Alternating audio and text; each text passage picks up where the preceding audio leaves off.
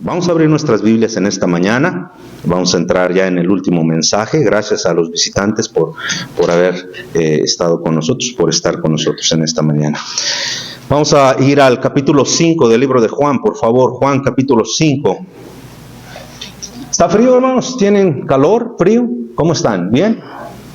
Sí. Si no dicen nada, voy a pensar que ya se congelaron. Si tampoco dicen nada, voy a pensar que ya se durmieron.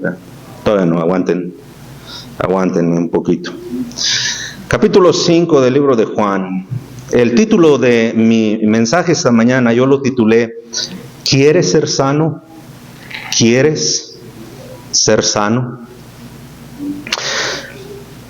Mire lo que nos dice la Escritura en Juan, el Evangelio de Juan, capítulo 5 y el versículo 1 en adelante. Sígame por favor, son algunos versículos hasta el verso 16. Después de leer estos versículos, oramos juntos para pedir que Dios nos hable a nuestro corazón, y de ahí entramos de lleno al mensaje, ¿verdad? Juan capítulo 5 y verso 1 dice: después de estas cosas había una fiesta de los judíos, y subió Jesús a Jerusalén. Y hay en Jerusalén, cerca de la puerta de las ovejas, un estanque llamado en hebreo Betesda, el cual tiene 5 pórticos. En estos yacía una multitud de enfermos, ciegos, cojos, paralíticos, que esperaban el movimiento del agua, porque un ángel descendía de tiempo en tiempo al estanque y agitaba el agua. Y el primero que descendía al estanque después del movimiento del agua quedaba sano de cualquier enfermedad que tuviese. Y había allí un hombre que hacía 38 años que estaba enfermo. Cuando Jesús lo vio acostado y supo que llevaba ya mucho tiempo así, le dijo: ¿quieres ser sano? Señor, le respondió el enfermo, no tengo quien me meta en el estanque cuando se agita el agua, y entre tanto que yo voy, otro desciende antes que yo. Jesús le dijo: levántate, toma tu lecho y anda. Y al instante aquel hombre fue sanado y tomó su lecho y anduvo. Y era día de reposo aquel día. Entonces los judíos dijeron a aquel que había sido sanado: es día de reposo, no te es lícito llevar tu lecho.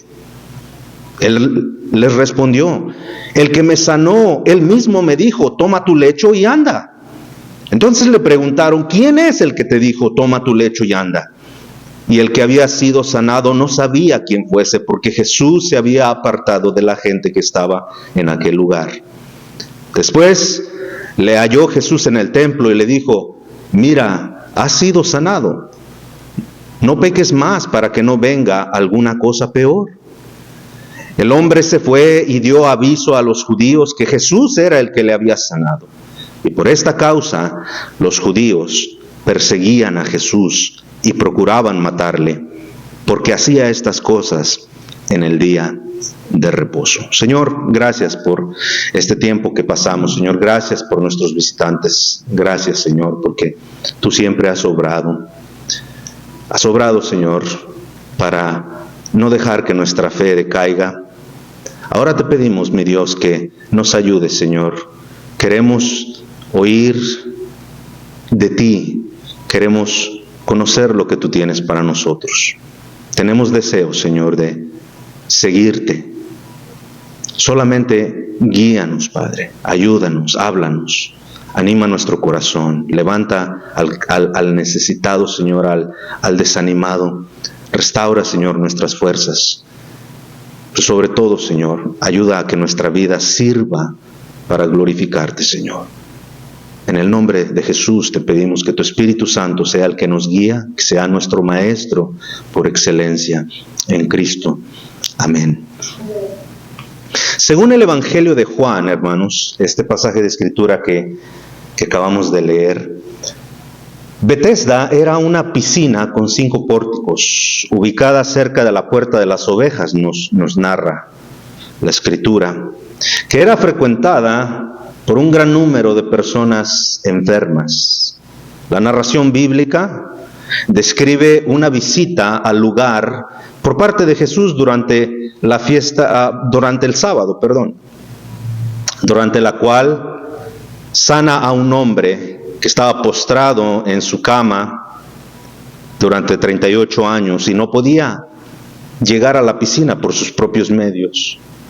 La curación y la instrucción de Jesús al hombre de que tomara su camilla provocó la protesta de los líderes religiosos de aquella época, acusado de sanar a este hombre en día de reposo, lo cual para el judío era un tiempo que cuidaban bastante, ¿verdad? A mí me llamó la atención, hermano, e investigué lo que significa la palabra Betesda.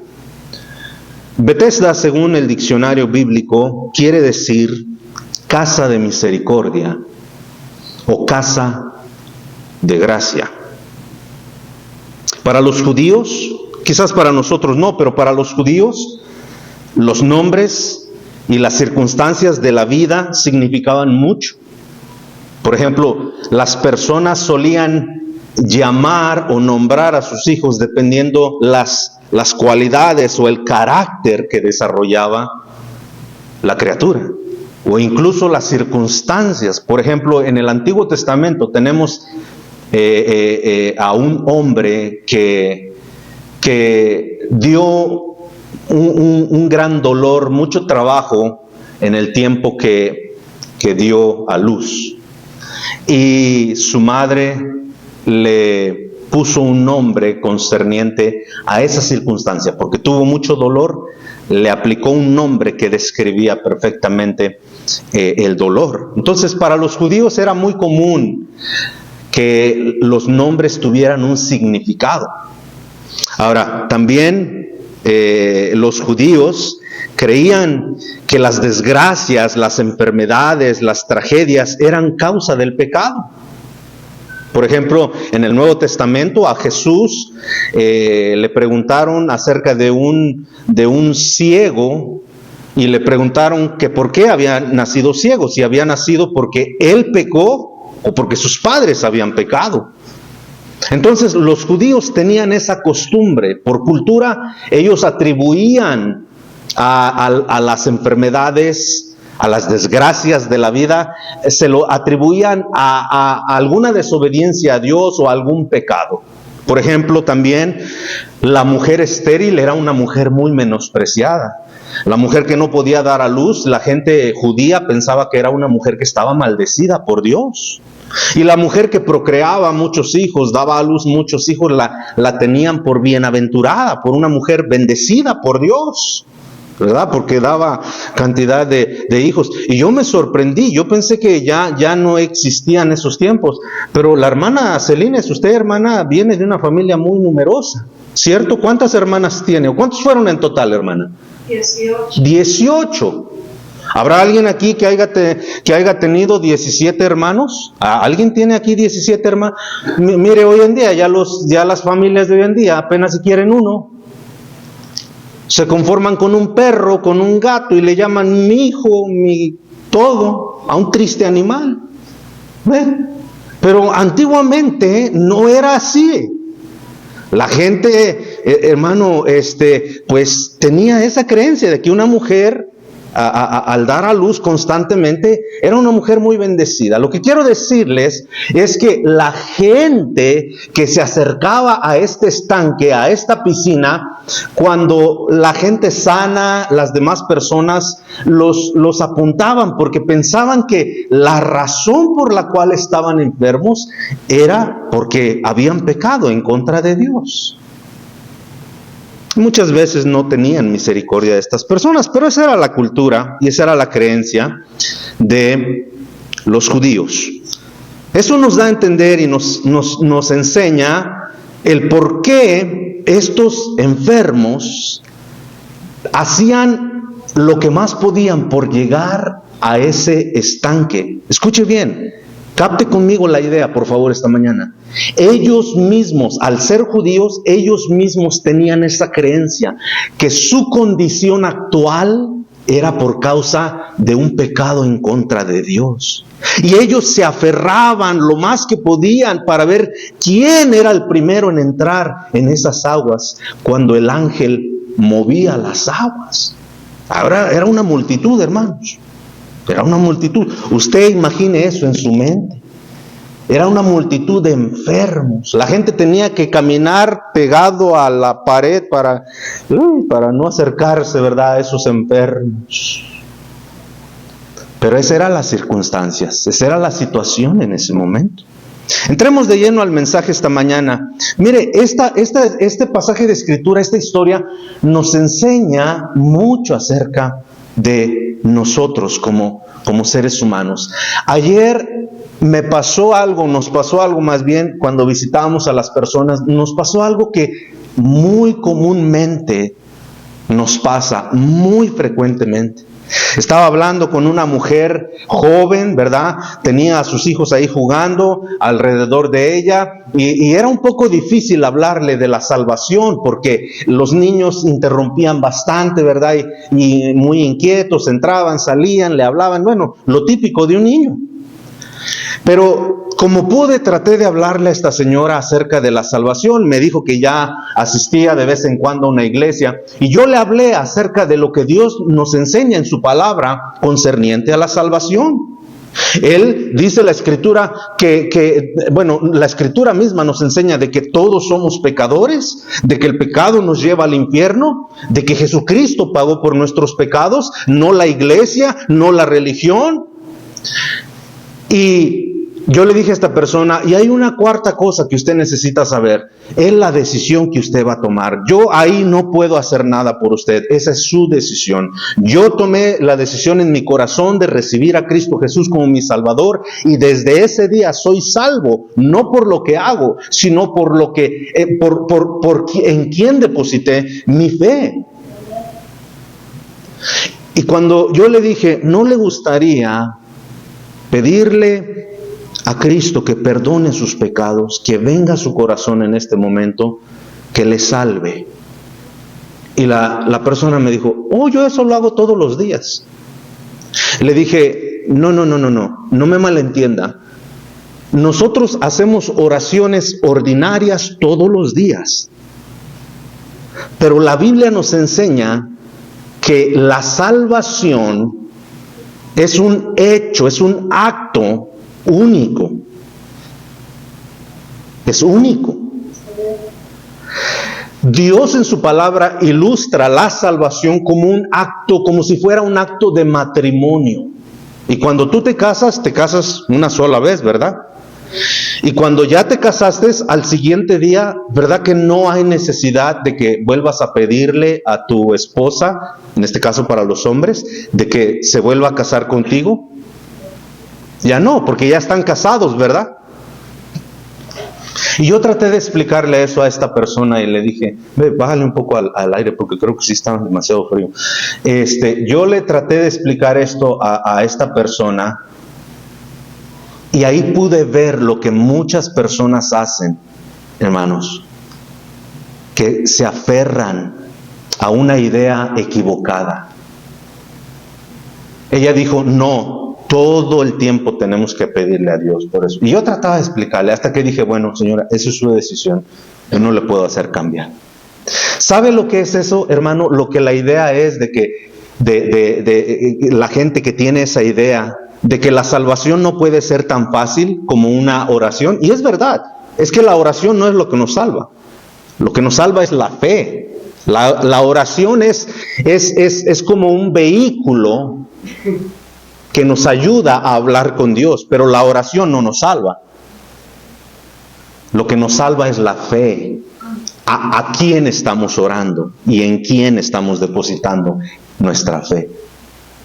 Eso me hace ver, hermano, algo muy similar en esta historia, que si usted se da cuenta, la historia que acabamos de leer dice que estos enfermos, este paralítico, estos ciegos, todos trataban de llegar, todos hacían el esfuerzo por llegar y sumergirse en esas aguas, Todos hacían, puedo imaginar al cojo tratar de levantarse al saber que un ángel había removido las aguas y tratar de levantarse. Quizás no tenía una pierna, quizás le faltaba un brazo, quizás no tenía las dos piernas, quizás era una persona que no podía ver y tratar de hacer el esfuerzo de llegar a ese lugar para que Dios perdonara. Es el esfuerzo humano de tratar de lograr lo que solo Dios puede hacer.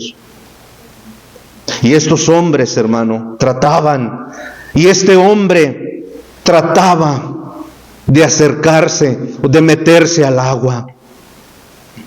Dice la Biblia que estaba enfermo, tenía ya enfermo 38 años. 38 años. Incluso hay personas, hermanos, que piensan que los logros que se obtienen en esta vida son obra de la bendición de Dios y no son capaces, de ver su propia condición. Pero la condición del hombre claramente está ilustrada en la Escritura. Por ejemplo, déjenme leerle algunos pasajes de Escritura. No vaya allá por cuestión de tiempo, pero Romanos 7:14, escuche lo que dice la palabra de Dios. Mas yo soy carnal, vendido al pecado. ¿Cuál es la condición del ser humano? Estamos vendidos al pecado. Adán, en su desobediencia, vendió la raza entera al pecado. La Biblia dice que el ser humano está condenado al pecado, es esclavo del pecado. Esa es la condición. También la Escritura dice en Romanos 5:12, por tanto, como el pecado entró en el mundo por un hombre y por el pecado la muerte, así la muerte pasó a todos los hombres por cuanto todos pecaron. Todos somos pecadores, esa es nuestra condición. Y nosotros nunca vamos a alcanzar la salvación en nuestras propias fuerzas. Somos como este paralítico, somos como este ciego que nos ilustra la Escritura, queriendo. La gente en este mundo, hermano, se afana por querer hacer el bien. Piensa que viviendo vidas, hermano, rectas, piensa que por dar dinero a la iglesia, piensan algunos que por ser fieles a la iglesia alcanzarán la vida eterna. Pero estamos en la misma condición, o están en la misma condición que estos enfermos. Porque la gloria, hermanos, no la podemos alcanzar por nuestra propia fuerza. La salvación es un regalo de Dios que se encuentra en Cristo Jesús. Nuestra condición es de pecaminosidad. Somos pecadores por nacimiento y vamos a morir siendo pecadores. La Escritura también nos dice en Mateo, escuche cómo el Señor Jesucristo identifica al ser humano. Ay de vosotros, escribas, fariseos, hipócritas, porque sois semejantes a los sepulcros blanqueados, que por fuera a la verdad se muestran hermosos. Y dígame si no es verdad, hermano. Usted está viendo ahorita a un hombre que probablemente tiene un traje, viene de corbata, viene bien vestido, hermano. Quizás podemos demostrar a la gente que tenemos cierto estilo de vida, cierto valor, qué sé yo, hermano, pero eso es lo único que reflejamos por fuera. Pero por dentro dice la palabra de Dios que somos, hermano, como sepulcros, dice, y a la verdad se muestran hermosos, mas por dentro están llenos de huesos de muerto. Solo Dios conoce nuestra condición verdadera. Yo veo a cada uno de ustedes, hermano, pero yo no los puedo ver en su interior. Solo Dios sabe lo que tú haces cuando sales fuera de la iglesia. Solo Dios sabe lo que tú haces, hermano, en tu mente, en tu corazón, lo que tú piensas, hermano. Solo Dios conoce el corazón de cada hombre. La Escritura dice que el corazón de cada uno de nosotros está desnudo delante de aquel a quien hemos de dar cuentas. Tú puedes ver al pastor ahorita, hermano, y decir, wow, se ve un hombre piadoso. Yo puedo decir lo mismo de ti. Vienes bien cambiado, vienes presentable. Mira, veo que tratas bien a tu esposa, veo que tratas bien a tu esposo, veo que vienes animado. Pero solo tú sabes, hermano, tú sabes realmente cómo está tu corazón. Solo tú sabes en la intimidad, cuando tú estás solo, cuando nadie te ve. solo tú sabes, hermano, la maldad que hay en ti. Y Dios también la sabe. Por eso Dios nos ve así. No podemos, hermanos, por nuestras propias fuerzas. Son los mismos intentos que hacían estos hombres enfermos. Las mismas. En Efesios capítulo 2, versículo 1 dice que estábamos muertos en nuestros delitos y pecados. Muertos. ¿Te has dado cuenta? He ido a varios funerales, hermano, varios en mi vida cristiana, varios funerales. Me ha tocado conducir algunos. Y hermano, mira, yo veo la situación, los muertos, cuando mueren de enfermedad o algún accidente, pero que no son, sus cuerpos no son dañados, los maquillan, los visten bien, pero ya no tienen vida. Les extraen ciertos órganos para que no pudra la carne, los preparan. ¿Para qué? Para que no pudra la carne. Porque la carne en un par de horas, la sangre, una vez de que deja de circular la sangre, se cuaja. ¿Entiende esa palabra? Y ciertas reacciones, el cuerpo tiende a entiesarse, a deteriorarse. Y solo basta que un animal como una mosca deposite una larva dentro de ese cuerpo muerto para que el gusano haga su trabajo.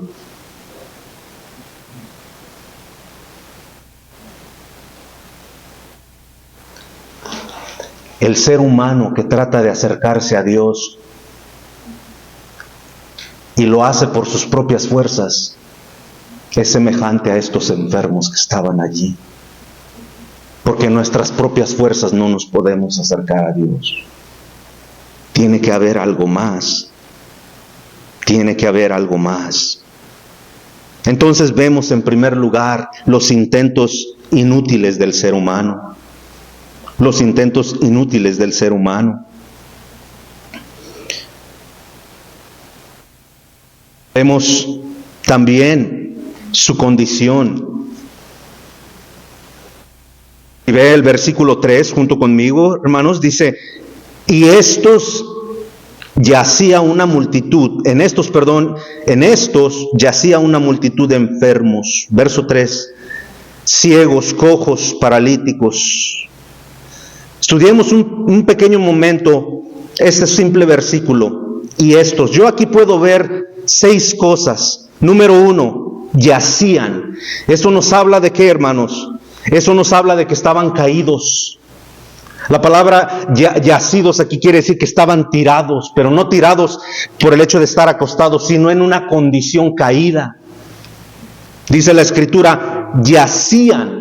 Estaban caídos. Y dime cómo está la situación del ser humano sin Cristo. Hermano, una persona sin Cristo está muerto. Efesios 2:1 una vez más dice: y Él nos dio vida. Cristo es el único que puede dar vida al ser humano. Mira, por favor, aquí el capítulo 5 y mira lo que dice el versículo 39, capítulo 5 de Juan y el verso 39. Mira lo que dice la Escritura: escudriñad las Escrituras, porque a vosotros os parece que en ellas tenéis la vida eterna, y ellas son las que dan testimonio de mí. El verso 40, escucha perfectamente lo que dice: y no queréis venir a mí para que tengáis vida.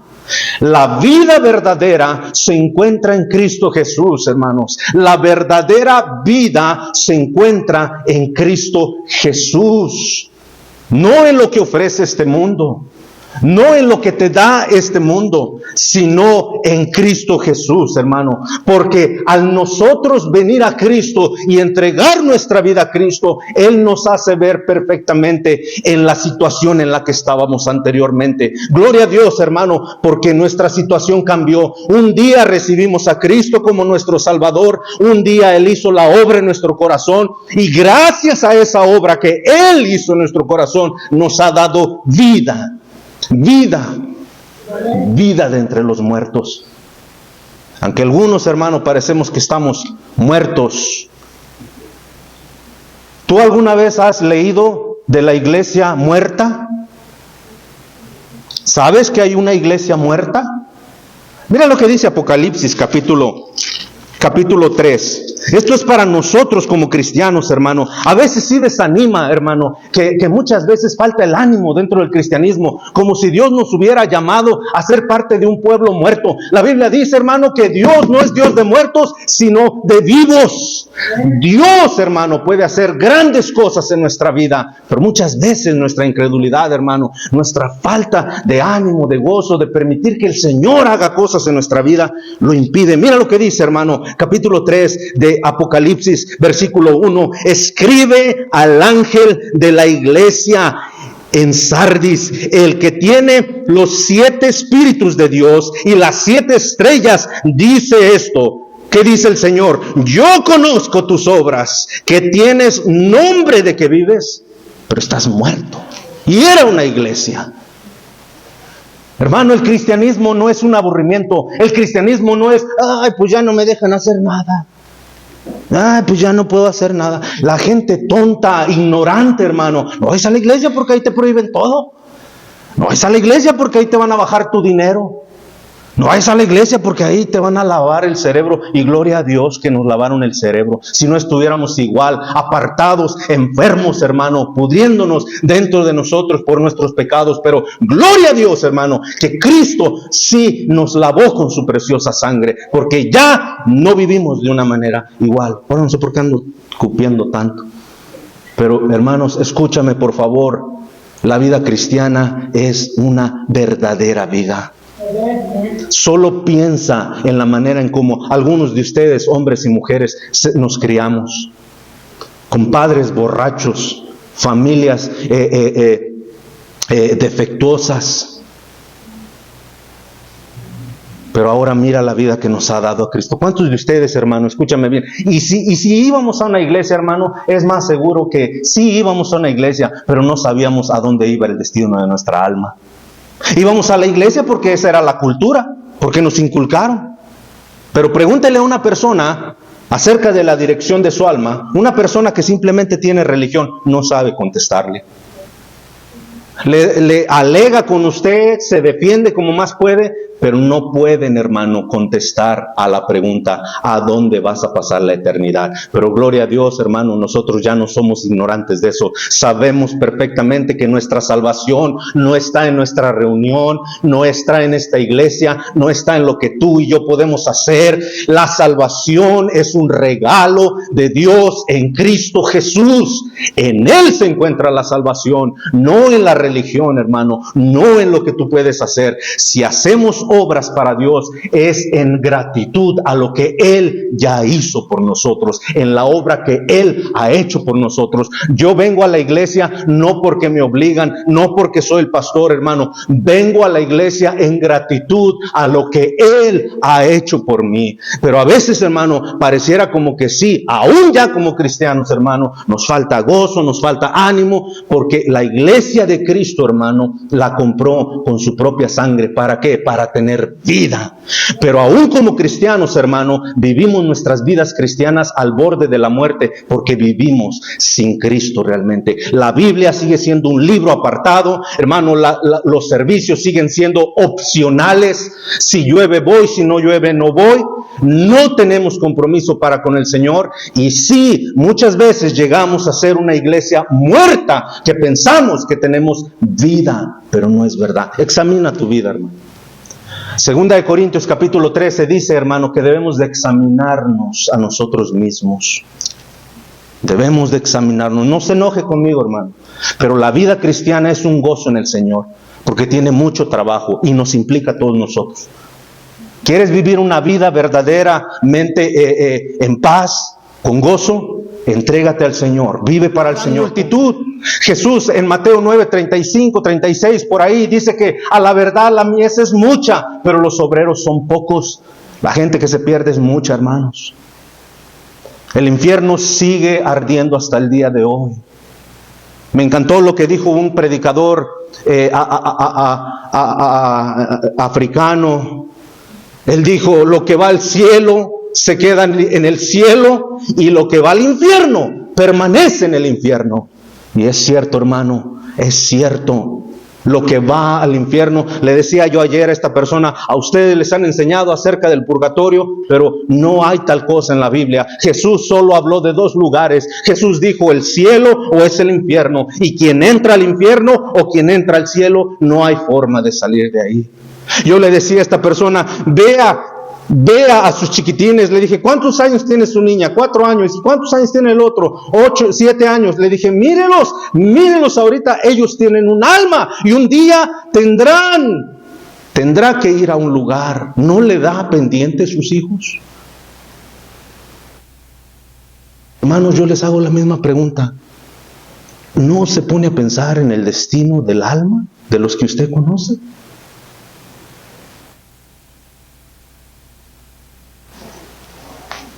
Era una multitud, eran muchos. Luego dice enfermos, número 3, enfermos. ¿Qué indica esto? Es el pecado. Antes de la caída no había pecado, no había enfermedad. Dios hizo al hombre perfecto, lo hizo a su imagen y semejanza, eterno, para siempre. No había enfermedad. La misma situación en la que estaban Adán y Eva antes de pecar, es la misma situación, hermanos, que algún día nosotros tendremos en la eternidad. La Biblia habla de que Dios nos dará un cuerpo nuevo. Este cuerpo, hermano, solamente va a ir a la tierra. Así es que deje de andar gastando en tantas cremas y todo eso, champús para el pelo, y como quiera que sea, se va a quedar pelón, de vivo o de muerto, se va a quedar pelón, como las fresas todas arrugadas ya cuando están pasadas. Este cuerpo no va para la eternidad, hermano. Hay un cuerpo nuevo. Pero eso es lo que ocasionó el pecado. Después de que pecaron, la enfermedad, el pecado. Y hasta el día de hoy somos presa de eso. Número 4, dice la Escritura que eran ciegos. ¿Cómo actúa un ciego? No puede ver. Jesús dijo, si un ciego guiare a otro ciego, ambos caerán en el mismo pozo. Y esta persona está siguiendo a un ciego, porque les enseñan que en el purgatorio, les enseñan, yo le dije, ¿verdad que usted fue instruida como yo fui instruido? ¿Verdad que se nos enseñó a que si somos buenas personas vamos al cielo, si somos malas personas vamos al infierno? Y la señora decía así. Le dije, y a pesar de que usted está viendo esto en la Biblia, no, o sea, no le produce nada. Muy quitada la pena, me dijo que no. Dije, bueno, el Señor sabe que yo ya, la semana pasada, el hermano José es más aventado, ¿verdad? Él dijo, yo ya me limpié las manos de eso. Yo ya le dije lo que tenía que decirle, si usted no quiere, ya. Limpio estoy de su sangre. Y es cierto, hermanos, ando escupiendo mucho ahora. Es verdad, hermanos. Enfermos, el pecado así es una enfermedad. Número 4, ciegos. Número 5, eran cojos. No podían alcanzar, no podían moverse. Número 6, eran paralíticos, incapaces de lograr su sanidad. Déjeme avanzar rápido. Por nuestras propias fuerzas nunca vamos a alcanzar la sanidad. Nunca vamos a alcanzar la salvación. En nuestras propias fuerzas no, hermanos. No. La Biblia dice, por ejemplo, en Isaías 64:6, si bien todos nosotros somos como suciedad, y todas nuestras justicias como trapos de inmundicia. Esas son las obras del ser humano. Mire, todo esto que le acabo de decir, queridos hermanos, es para mí, hermanos, muchas gracias. Perdón, no sé, normalmente no me pasa eso, pero hoy sí, no sé qué me pasó. Gracias, hermano, se lo agradezco. Hoy sí no sé qué me pasó, hermanos, discúlpenme. Gracias, hermano. Usted pensará, hermanos, que estoy tratando de desanimarlo con todo este primer punto que le acabo de decir. No lo estoy desanimando. Aquí viene lo más importante. A pesar de que hay mucha gente que vive en esa condición, hay una solución. Escuche bien. Dice,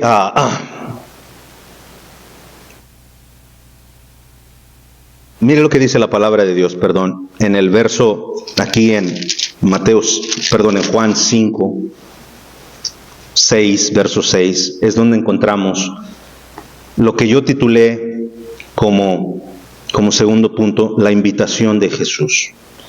La invitación de Jesús. Y esto va a ser lo último. La invitación de Jesús. Verso 6. Cuando Jesús lo vio acostado y supo que llevaba ya mucho tiempo así, le dijo, ¿quieres ser sano? Una pregunta surge aquí, queridos hermanos. Todos estos enfermos estaban alrededor del estanque, ¿cierto? Yo les dije que Bethesda, significaba ¿qué? Casa de misericordia, casa de gracia. Y es interesante que el diccionario menciona esas dos palabras, gracia y misericordia. Déjeme decirle lo que significa gracia en breves palabras, en un significado muy simple y breve. Gracia significa que Dios nos da lo que no merecemos. Eso es gracia. Dios nos da lo que no merecemos. Tú y yo no merecemos la gloria con Dios, mas sin embargo, Romanos 5:8 dice, mas Dios muestra su amor para con nosotros en que siendo aún pecadores, Cristo murió por nosotros.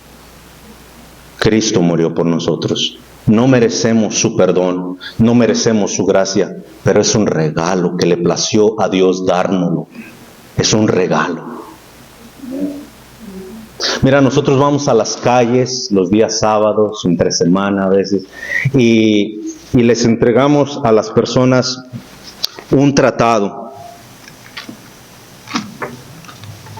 Les damos un tratado. Si ellos lo reciben, ahora es de ellos. Pero nosotros pagamos por este tratado. Cuando mandamos a ordenar tratados, nos cuesta algunos cientos de dólares. Y nosotros los pagamos. ¿Quién pagó el precio? Nosotros. Pero lo compramos para regalar. Con el favor de Dios, el próximo domingo vamos a regalar algunas Biblias. Regalarlas. Pero es de la persona recibirla o rechazarla. Mira, mucha gente nos tira el tratado, nos dice, no quiero nada, rechazan. Ahora, en sí, lo que lleva el tratado es un mensaje de la Biblia, no de nosotros. Es de la palabra de Dios. Nosotros nada más lo pasamos aquí para que la gente, a menos tenga una base bíblica, un conocimiento simple de lo que Dios dice acerca de la salvación de su alma. Pero mucha gente lo tira. Nos lo han tirado en la cara, lo han hecho pedazos enfrente de nosotros. Nos han dicho que no dejemos basura. Pero hay otros que lo reciben. Mayormente la gente lo recibe. Ahora ese tratado es de ellos porque lo han recibido. Lo que hagan ellos con ese tratado es ya ahora entre ellos y Dios. Entre ellos y Dios. La gracia es el regalo de la vida eterna a una humanidad que no lo merece, pero que Dios se lo da. Aquí mismo en el Evangelio de Juan y en el capítulo 3 y el verso 18, escucha lo que dice, el que cree en Él no es condenado, pero el que no cree ya ha sido condenado. Ya ha sido condenado. La gracia es el regalo de vida eterna que Dios nos da a los que lo recibimos, los que queremos recibirlo. La misericordia, el significado de misericordia, es que Dios no nos da lo que sí merecemos. Mira, la gracia es que Dios nos da lo que no merecemos, que es su amor, su misericordia, su perdón. No lo merecemos porque pecamos en contra de Él. La misericordia es que Dios no nos da lo que sí merecemos. Merecemos el castigo de Dios, merecemos el infierno. La palabra de Dios dice que la paga del pecado es muerte, es separación de con Dios. Pero Dios no nos da eso. Dios nos da la vida eterna. Eso es gracia y misericordia. Por eso estos enfermos querían acercarse, pero lo hacían en sus propias fuerzas, y en sus propias fuerzas nadie puede entrar a la eternidad con Dios. Entonces, ¿cómo, pastor? Mira lo que dice el verso 6, aquí en Mateo 5, 6. Cuando Jesús lo vio acostado y que supo que llevaba ya mucho tiempo, le dijo: ¿quieres ser sano? Ahora, qué pregunta tan ridícula, ¿no? Qué absurdo preguntarle a una persona, aún sabiendo que tiene tantísimos años, toda una vida postrado. Es absurdo preguntarle: ¿quieres? Pues claro, por 38 años he querido mi sanidad.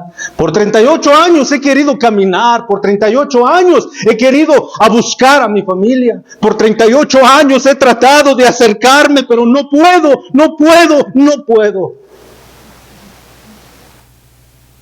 ¿Cómo? Me preguntas que si quiero. ¿Cómo es que si quiero?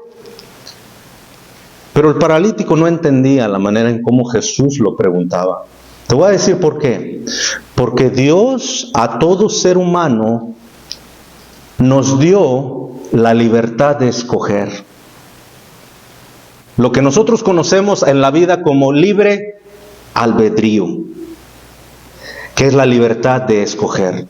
Tú viniste esta mañana a la iglesia porque quisiste, porque elegiste. Yo dudo que haya alguien aquí esta mañana que le pusieron un arma para venir. Espero que no. Pero todos tomamos nuestra decisión, hermanos. Y quien decide escoger a Cristo Jesús como Salvador y Señor, ha escogido bien. ¿Sabes por qué? Porque Dios no va a obligar a nadie. Dios le dijo a Adán: Adán, aquí está el árbol del conocimiento del bien y del mal, no comas de él. Y mucha gente dice: bueno, y si Dios es tan poderoso, ¿por qué impidió? ¿Por qué no impidió que Adán no comiera? Y así nos evitamos de tanto desastre. Porque Dios le dio la libertad que te da a ti y a mí de elegir. Mira, yo no entiendo a veces. La gente dice: vamos a adorar a Dios, vamos a la iglesia. Y estando en la iglesia ya se quieren ir para su casa. ¿Cómo está eso? Están viendo el reloj, están viendo que ¿qué horas serán? Ya se largó, ya sin largo el pastor. Se pasa. Yo no entiendo eso. Yo no entiendo. Pero así es el ser humano. La invitación de Jesús: ¿quieres? ¿Quieres? Entonces, esa pregunta no era absurda, no era ilógica, porque este paralítico, este enfermo, bien pudo haberse quedado en su propia manera de vivir, la misma manera que tenía de vivir, que es lo que mucha gente opta por hacer. Hermano, yo quiero cerrar el servicio esta mañana animándote a que hagas una reflexión en tu corazón, en tu mente. Si tú dices que eres cristiano, pero te aferras a la misma vida de antes, hermano, no has aceptado la invitación de Jesús. Sigues siendo un enfermo, un paralítico, porque has decidido no querer ser sano. Algunos, hermanos, nos cuesta, pero esta es una decisión muy importante. Nos cuesta admitir que vivimos la misma vida de antes. Solo cambiamos de religión, pero actuamos de la misma manera. Nunca participamos, nunca nos comprometemos con el Señor, porque no lo hemos hecho, no hemos recibido verdaderamente sanidad en nuestro corazón.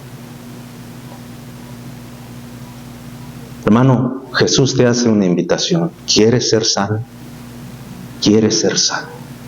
Vamos a orar. Señor, gracias por este tiempo hermoso que pudimos pasar. Gracias, Señor, por darnos la oportunidad de reconocer nuestras faltas, de reconocer nuestra enfermedad, de reconocer que si tú no hubieras cruzado por nuestro camino, nosotros trataríamos de muchas formas cómo acercarnos, a través de actos religiosos. Pero cuando tú te acercaste, Señor, solo tú podías darnos la sanidad. Pero no es a la fuerza, Señor, es algo voluntario. Tú le dijiste a este paralítico, ¿quieres? ¿Quieres realmente? Y muchos de nosotros dijimos, sí, Señor, sí, yo quiero. Mientras el piano toca, hermanos, yo les ruego, hagamos conciencia en nuestro corazón. Quizás usted ahorita se moleste por algunas expresiones que uso durante la predicación, pero un día cuando se manifieste Cristo, hermanos, puede hacer que usted esté agradecido. Señor, solo tú conoces nuestros corazones, solo tú sabes, Señor, lo que nos ata a esta enfermedad, pero queremos ser sanos, Señor. Queremos ser sanos.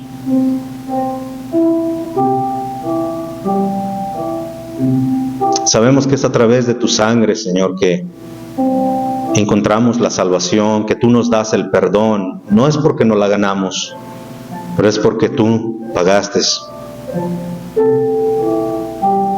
un gran precio, Señor. Padre, gracias te damos por ser tan bueno con nosotros, por cómo necesitamos gente que sane.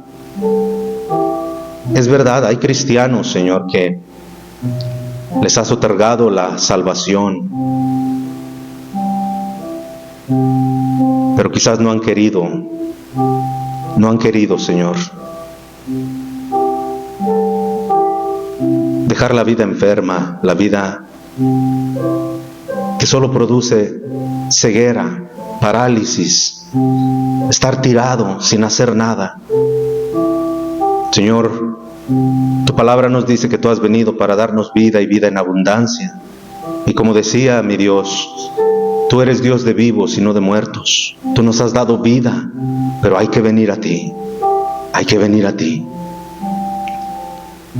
Hermanos, no seamos como la iglesia de Sardis, que es una iglesia que creía que estaba viva, pero estaba muerta ante los ojos de Dios.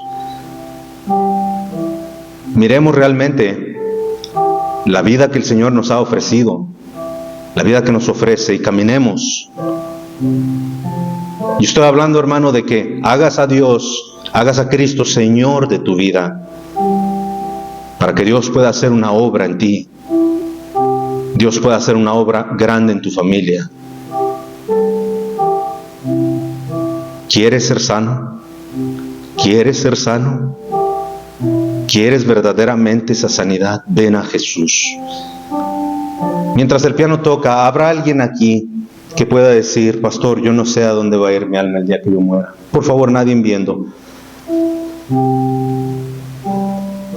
Pero habrá alguien aquí que diga, pastor, yo no sé a dónde va a ir mi alma cuando yo muera, pero si alguien pudiera explicarme, aquí está mi mano, yo levanto mi mano en testimonio a eso. ¿Habrá alguien así? Alguien así que pueda levantar su mano para orar por usted. Habrá alguien así que diga, pastor, aquí está mi mano, yo quiero recibir a Jesús como mi Salvador. Pastor, yo no conozco, soy sincero, me da pena, pero yo no sé el día que muera dónde va a ir mi alma, pero aquí está mi mano, ore por mí. Si alguien me puede explicar, con gusto yo escucho. ¿Habrá alguien así? Por última vez, ¿habrá alguien así?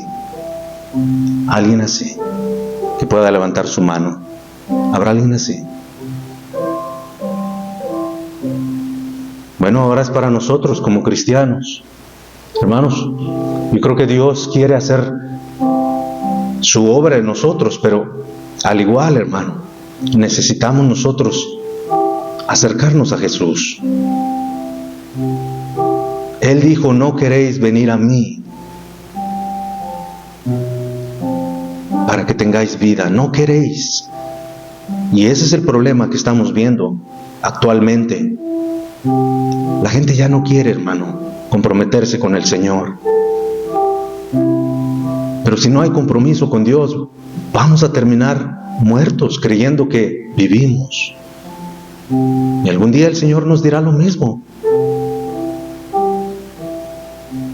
Pareces como que vives, pero estás muerto.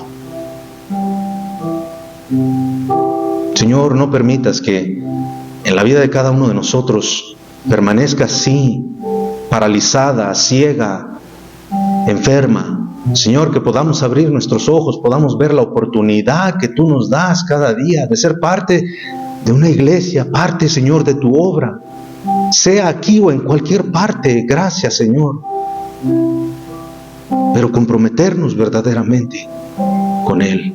Señor, obra en nuestros corazones, danos gracia para poder seguir adelante. Ayúdanos a ver. Danos la sanidad. Ayúdanos a sanar lo que sea que nos esté estorbando, Señor. Nuestro parálisis, nuestra ceguera, el estar tirados. Señor, ayúdanos. Levanta a tu pueblo. Padre, haz una obra en nuestros corazones. Te lo pido en el nombre precioso de Jesús. Amén. Hermanos, Dios les bendiga, gracias. No se les olvide, el próximo domingo seguimos, ¿verdad? Animando a otras personas a que vengan. Vamos a tener la presencia del misionero Israel Álvarez. Así es que Dios los bendiga, hermanos, que pasen buenas tardes.